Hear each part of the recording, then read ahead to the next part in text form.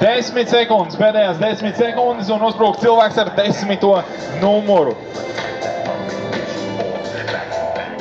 Un vēl viens tālšāviens, nē, piespēle, bet vārti, ko saka laika tiesnesis saka, vārti neskaitās. Tātad noslēdzošais rezultāts 5-3 uzvar Viktora Lāča komandā. Nākamajā spēlē Valtera un Šlegelmilka komandas.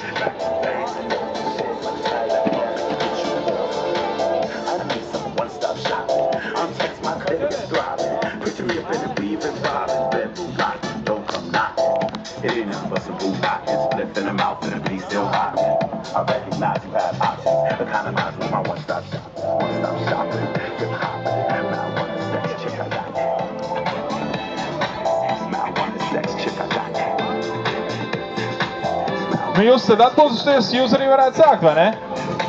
Nu, tad mēs laižam laiku, aiziet! Viņi ir vienkārši šeit augsts spēlēt futbolu.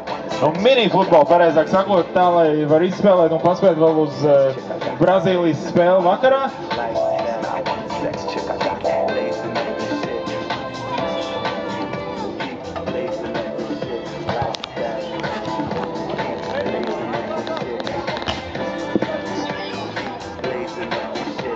Nu?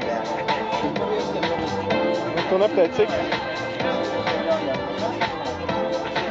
Un šeit skaista saspēle pie vārtiem, un tas jau ir 1-0. Haralds Silovs.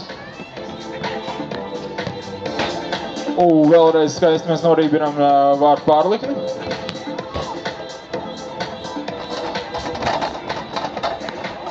Nē, tik viegli tur nevarēs Valdim Valteram atņemt bumbu, kā jums liekas.